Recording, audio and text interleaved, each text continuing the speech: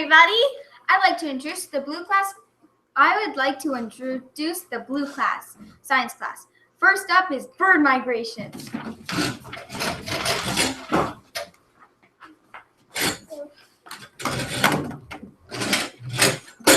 Okay, hi, we are in the 7th grade blue science class here at Rye Junior High, and today we'll be discussing bird migration. So first of all, let's talk about why birds migrate in the first place. Birds migrate from their current locations because of the decreasing resources and move to areas of higher resources. The two primary resources being sought out are food like insects or plants and nesting locations, or also to escape the cold. There are several different types of migrants. There are birds who are permanent residents who don't migrate and stay in their location all year. There are others who are only short distance migrants, who move short distances such as from a higher to lower elevation on a mountainside. There are also medium distant migrants who fly state to state. The last type of migrant is a long-distance migrant, which includes about 350 species of North American birds who fly continent to continent. There are many birds who migrate that are frequently found dead. Some of these birds include the white-throated sparrow, ovenbird, brown creeper, Nashville warbler, dark-eyed junco, yellow-bellied sapsucker, American woodcock, and the hermit thrush. Birds tend to travel over 1,000 miles when traveling to the warmer climates in the winter and coming back to their regular birthplace in the spring. When they're just 1 year old and are traveling by themselves, somehow birds can make it back to their nesting locations just by navigating. Scientists still don't fully understand how they can travel so far and still make it back to the same place even if they aren't a full adult. They also have to combine their senses to travel. For example, they get navigation skills from the sun, stars, and also by sensing the magnetic fields. They can also get back to where they were by the position of the setting sun and the landmarks that they have seen before. There are some types of birds who are more common to follow the same path as the year before, like the waterfowl and cranes. I found out that larger birds tend to migrate in smaller groups, maybe by themselves, and smaller and littler birds travel in bigger groups. There are many hazards for migrating birds, but recently there has been a new one that has surfaced: skyscrapers and lighthouses. The main reason skyscrapers are a problem is that it took thousands of years for birds to find the perfect migrating pattern, and the skyscrapers are built smack dab in the middle of their paths. Another reason that they are a problem is that the glass can be transparent or reflective glass, which can give the illusion that the glass is not there, or the trees, sky, or water resources are reflected, which makes the bird think that they can fly through.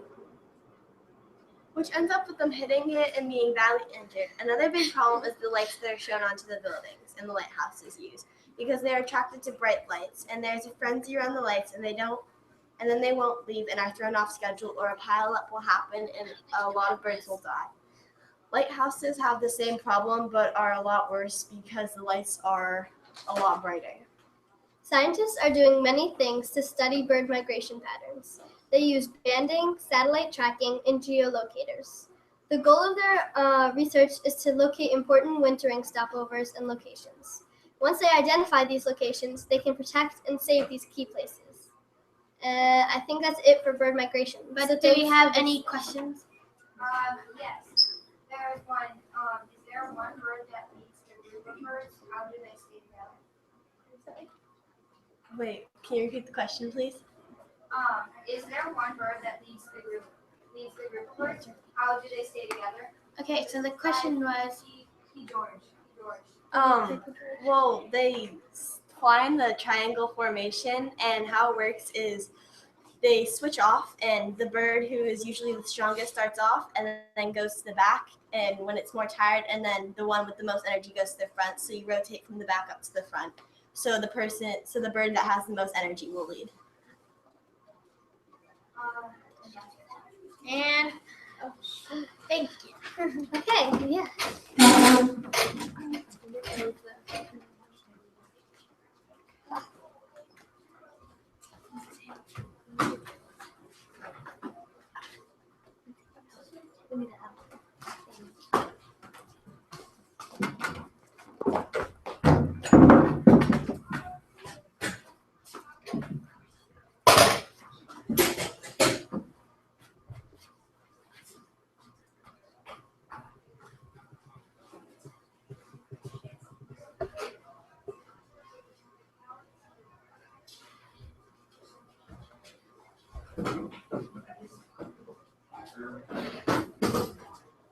Okay, so this is a slideshow about air pollution. Air pollution is the contamination of air by smoke and harmful gases, and it's mainly made up of carbon, sulfur, and nitrogen oxides. And there was something called a Paris Agreement, and it calls to lower air pollution and find new ways of producing energy. The effects of air pollution can vary. One of the effects is causing natural disasters. In 2013, there was severe flooding in China when air pollution in the atmosphere caused rain in the clouds to build up. So it all came out over the course of a few days and caused severe flooding and landslides. Another effect of air pollution is lots of health problems. Pollution can cause severe respiratory and circulatory diseases, and it can cause damaged cells in the respiratory system. And in areas where pollution is very prominent or part of an everyday life, such in cities, it can also cause, as well as a shortened lifespan. Power plants are one of the main reasons why we have a lot of air pollution. But there are many ways to lower that for power plants. They can use a different source of power. Instead of using fossil fuels, they can use nuclear energy, and they can also reuse and capture the carbon dioxide that they release into the atmosphere. A plant in Wyoming in the USA captures CO2 and reuses it to sell and to get extra oil from wells. And in Alberta, Canada, a power plant captures CO2 and stores it underground. And they're also planning to have a $30 per ton carbon emission tax. Using something called geoengineering, lots of scientists are trying to find ways to lower the effects of air pollution. They've had lots of ideas, but many, and like feeding plankton extra iron so that they take in more carbon dioxide. And another idea is to spread a layer of sulfur aerosols around the Earth. And an aircraft could drag a layer of the aerosols around the Earth, and the sulfur aerosols would block unnoticeable sunlight amounts to get through, which would lower the effects of the carbon dioxide in the atmosphere. So this would be the sulfur aerosols right here, and then the sun would be over here, and the picture got cut off. Some of the light would bounce off over here. Yeah. So thanks for watching. Keep the Earth clean, healthy, and happy. And we're excited. We have a question. Oh, yes. Are there laws that require the power plants to reduce their air pollution? Can you repeat that on the microphone? So we have a question. If there's a law to reduce for power plants to reduce air pollution. Are there laws? Yeah. Do you know, sir? I think there are some laws, but there might be a couple of laws, but we didn't really go into the laws mostly. We mostly just went into air pollution in general and how it affects. Thank you. Any other questions? No other questions. Thank you. All right, we should probably swap jobs. I got my two. You need to go. Okay.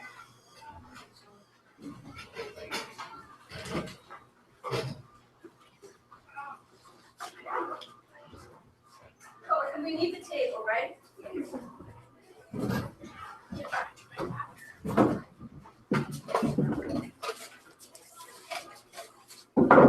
Okay.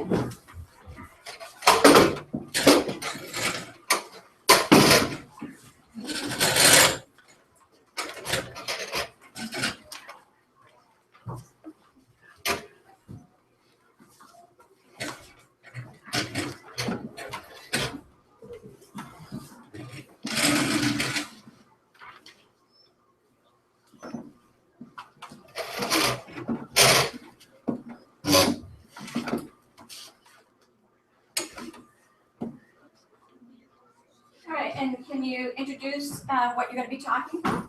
Okay, our topics are the 3 R's: leads, energy. and Allison and Jordan are going to go first, and I'll go last. Okay, so my part is about energy and what you can do to save energy. So you want to switch to fluorescent light bulbs because overall they're better for the environment. Turn off lights that you don't need. If you are using a washer machine, try to do full loads, but not too full. And it's also good to air dry your clothes. Because the That's all right. okay. Okay. Sorry, it lost track. Actually, I'm going to interrupt you for a second. Can you tell me why you have your stuff on your face? Oh, we are doing a soccer tournament today Okay, and yeah. that is decoration for our country. Okay, so it's a little country Yeah. competition today, right? Okay, and they wanted to see some of the slides behind you, but that's just a background for you, right? Yeah. Okay. All right, so do you remember where you left off? Okay, I was talking about how it's better to air dry your clothes since it's not really using any electricity and you're not using a dryer machine which uses a lot of energy. And the more stuff you have in your car, the heavier the car is and it's harder for the car to move. So it's also good to empty out your car once in a while. And if you don't speed as much, then it also saves gas because like when you speed, it uses up more gas. And if you're walking distance to work or your school, then you can save gas, and you can also carpool. And that's all I have. Good idea. Also, you can turn off your water while brushing your teeth and take shorter showers. You can also, it's better if you bike and, like Jordan said, walk because it can pollute the air you breathe. And you do not want to buy groceries or anything that is over packaged because 85% of our garbage is sent to the dump. And you can also start a compost bin that can help a lot. And you want to donate old clothes, appliances, toys, and furniture to charities because that can help them. That's about it. Okay. So you might not know what LEEDS is, but it's LEEDS stands for Leadership in Energy and Environmental Design. It's basically an energy system. So it's like a scoreboard for your building. So the more efficient and green your building is, the more points you'll earn. And there's 6 categories to earn points. And the first one's sustainable sites. The second, water efficiency. The third, energy and atmosphere. The fourth, materials and resources. The fifth, indoor environmental quality. And the sixth is innovation and design. And all these categories help you earn points to make sure your building is as green as possible. And you might not know that Starbucks and Kohl's are actually LEED certified, which, yeah, it's probably why people go there a lot. I'm not sure. Maybe it's just food or something. So, and if you want to get LEED certified, the first step is you have to select a rating system and learn a basic program requirements.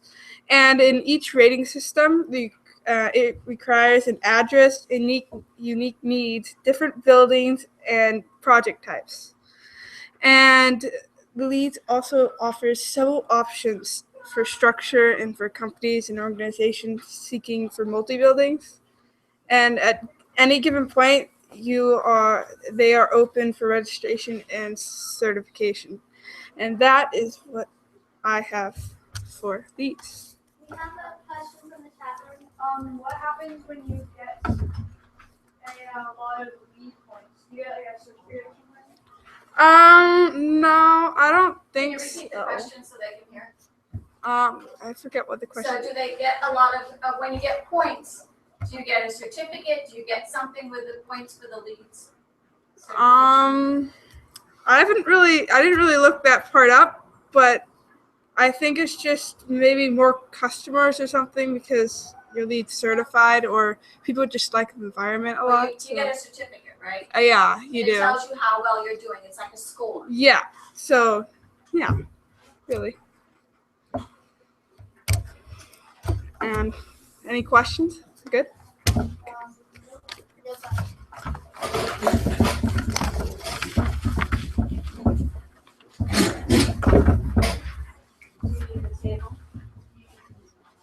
Okay.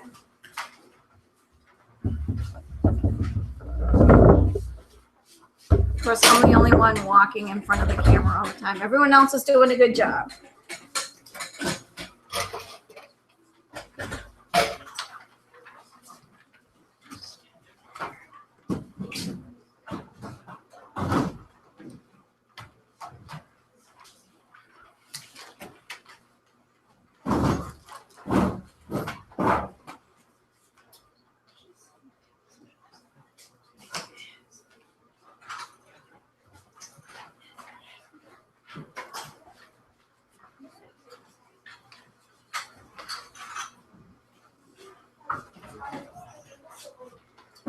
They gave us a link? About the lead. Oh, good.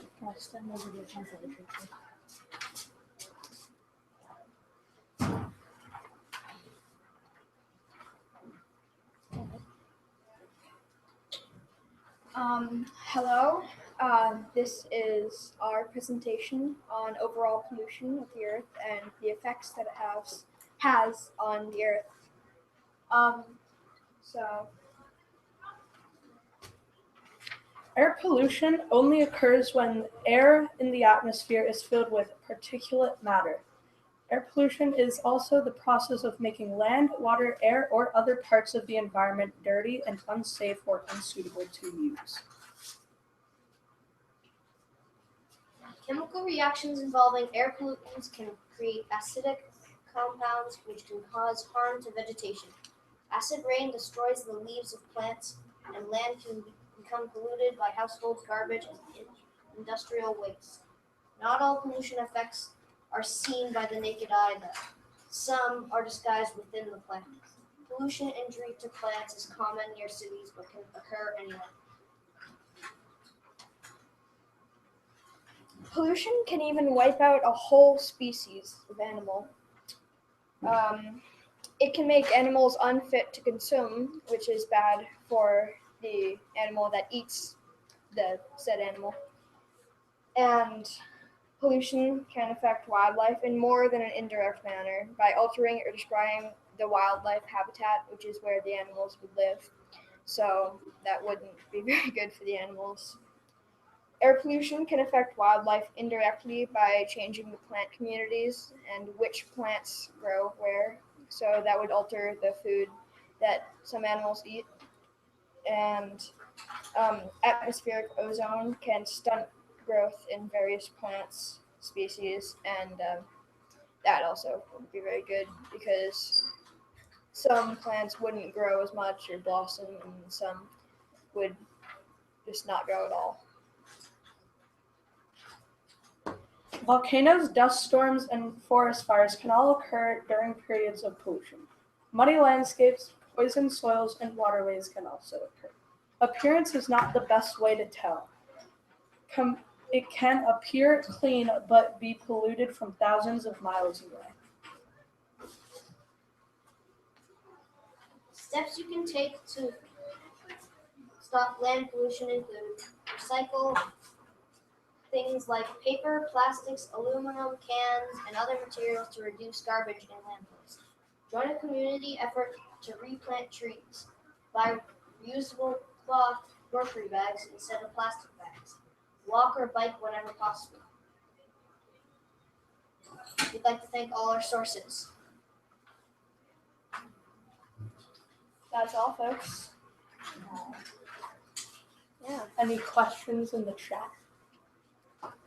No, we have no questions. Not yet, anyways. Just take a couple minutes.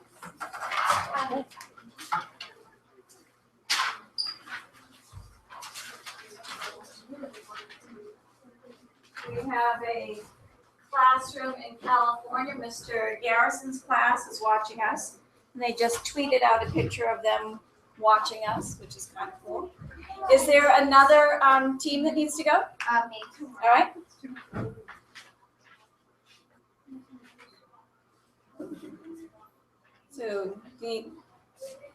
So we're going to actually move the camera. And can you actually move it a little closer? And we're going to go down, actually. We're going to go down to the table. I think something like this. And let's pull the pictures.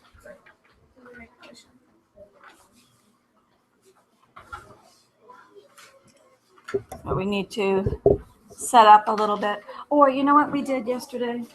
We put it up here. Yes. So can you put the camera up here? There we go. Thank you.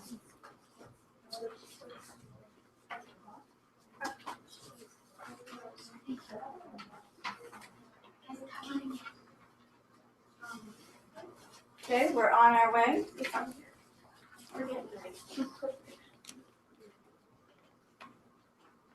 Okay, so we have a little different presentation today. And it's about The history of Earth Day. Okay. So this is the first Earth Day. A guy named Gaylord Nelson was a senator from Wisconsin. He witnessed a huge oil spill in Santa Barbara, California in 1969. He recruited a guy named Dennis Hayes, a graduate from Stanford University. He was a national coordinator, and they got the staff of 85 people and raised $2 million across America. And on April 20th, 1970, they made protests and found ways to talk about the environment to citizens. And eventually, in 1995, President Bill Clinton awarded Nelson the Presidential Medal of Freedom, which is the highest honor given to citizens. Sadly, Gaylord Nelson died in 2005, but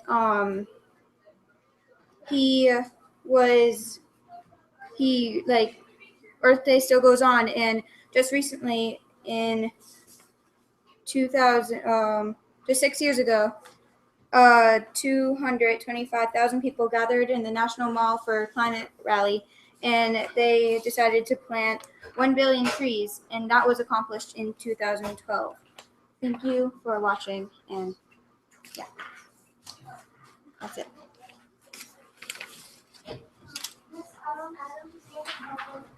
We have a problem in the house. Say it again. So you can grab this for a while. Okay?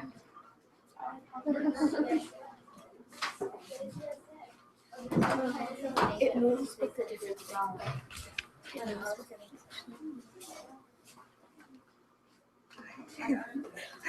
And actually, we're gonna. You see me? Get the clock. I don't know.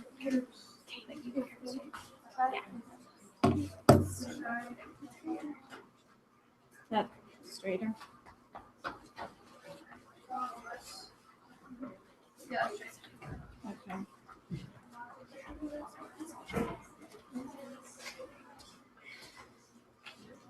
Okay, we ready? Okay, so we are going to be talking about the Great Pacific Garbage Patch, also known as ocean gyres. And an ocean gyre is a large system of ocean currents formed by global wind patterns and Earth's rotation. It moves with the ocean's conveyor belt, which in the conveyor belt is an ocean current going around the whole entire world. And ocean gyres depend on the wind and the currents to like bend and form like a whirlpool, but just a little circle, and that's when all the trash comes in and forms a big garbage trash. And its causes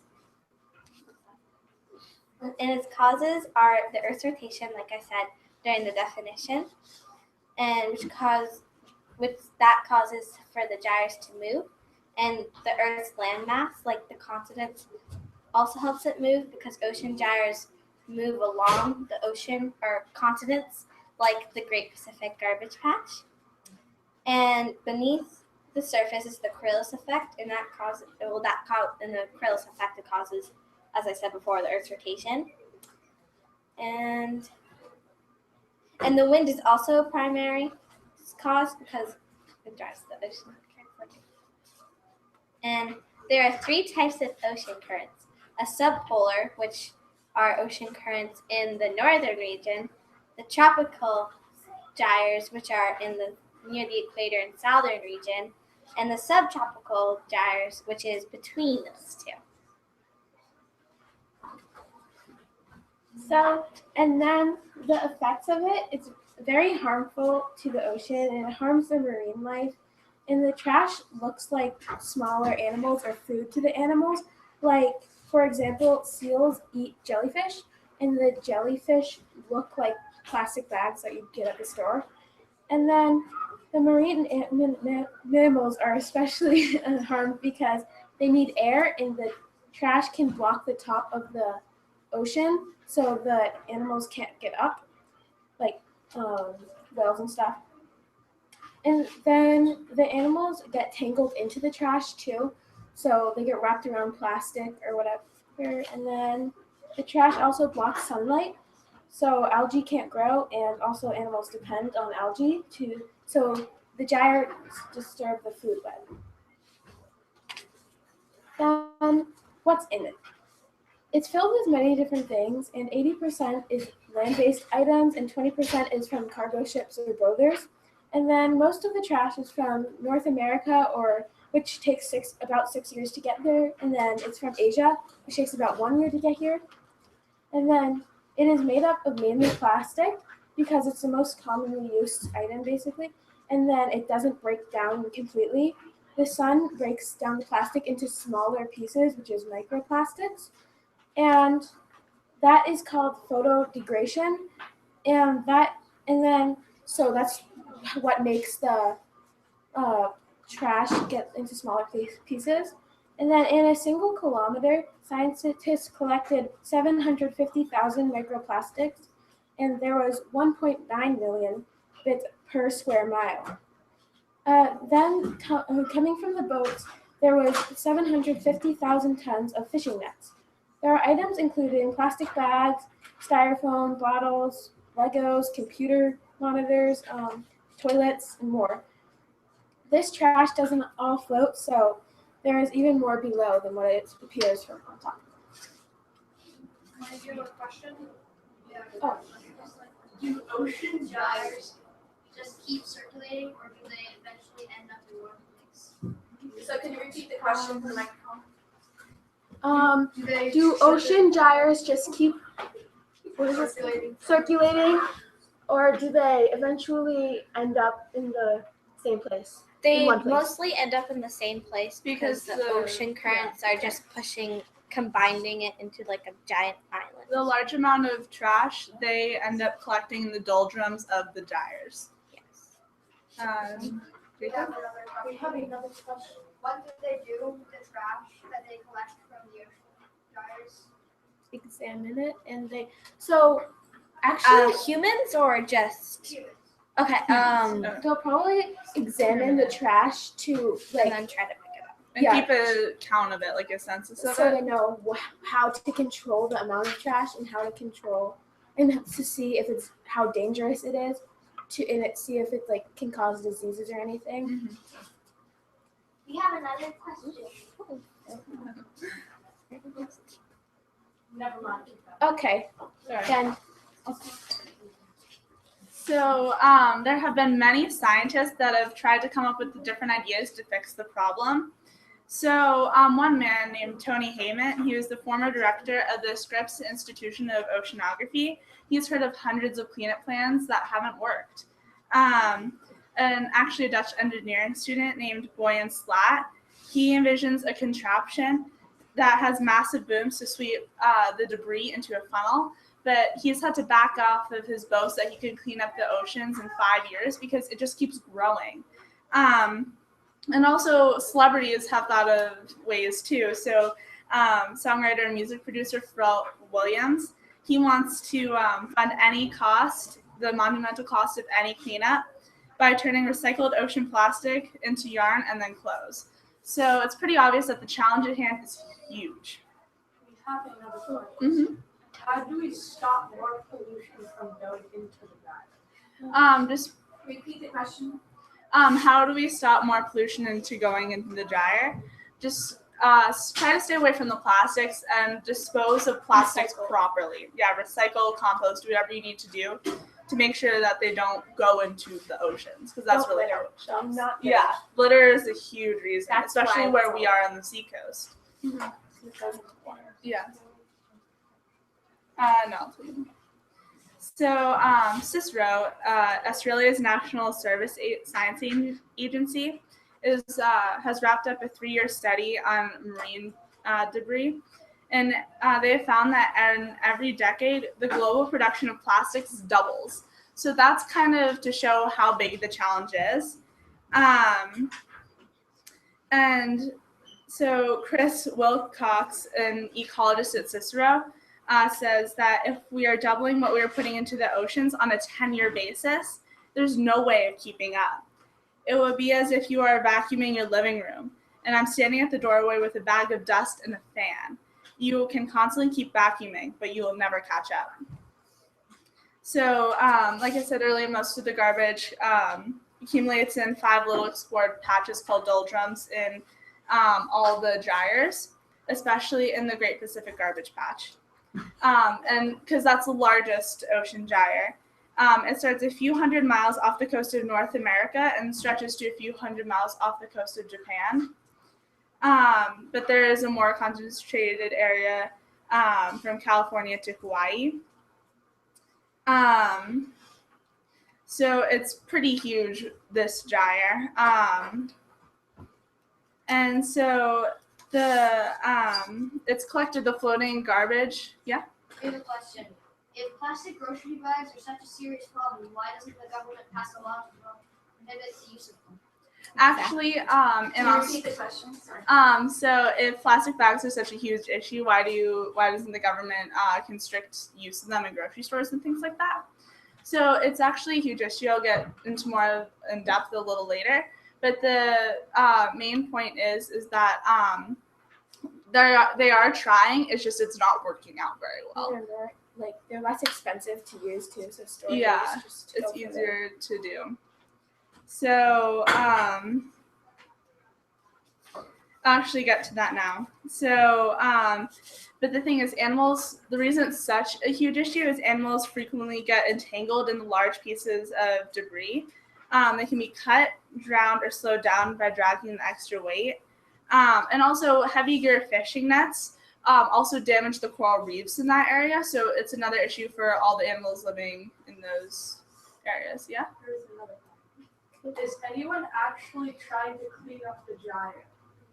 A lot of people have tried. They're coming up with plans at this point, but they haven't come up with the right plans because it's such a hard thing to do. Yeah, because the manufacturing plastic keeps doubling. So they're just trying to keep up with something that's way far ahead of them. And yeah. A follow-up question to that: if there is all this talk about it, then why doesn't anyone do anything?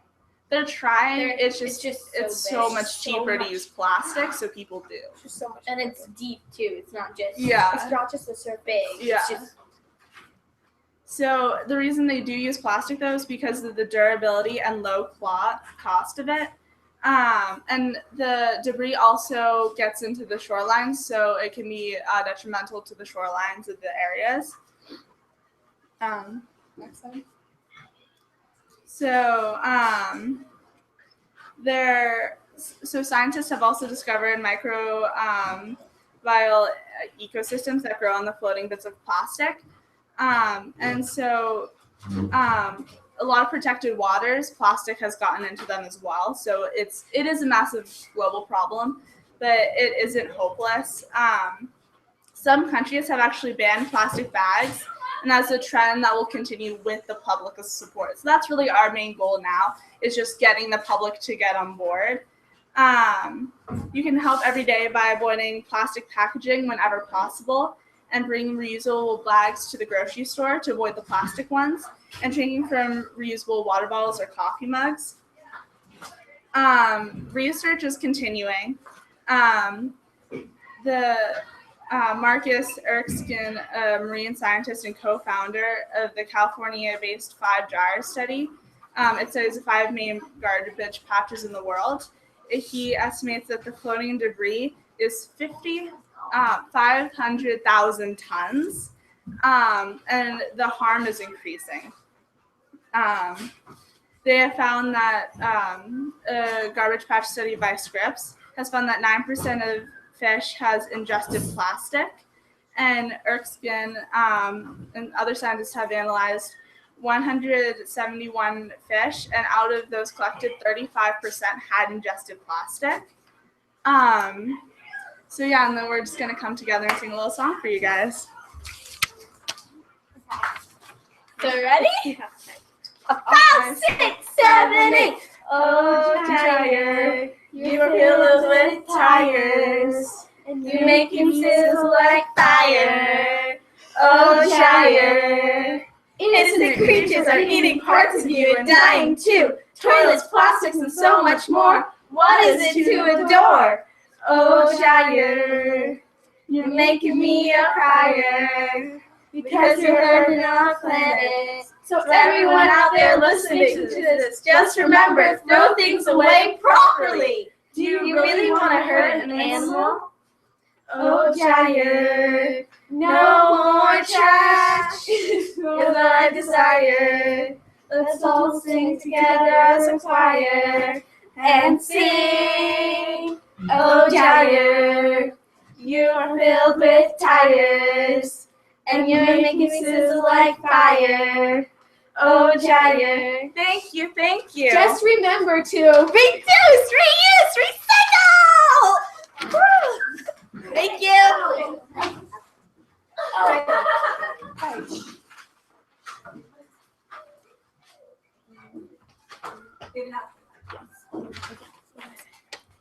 You've been listening to Earthcast 2016. We have been broadcasting on Earth Bridges channel of the World Bridges Network. We would like to thank the World Bridges Network for making it possible for us to share our voices with others around the world. We will also like to thank everyone listening to this and those in the chat room. For more information about Earthcast and future Earthcast echoes, go to earthbridges.net. Next up is the a school-wide soccer game. If there's student interest to broadcast during the game, then we will be back after a quick break. If not, thank you for participating in an Earth Day webcast. Let's make Earth Day every day!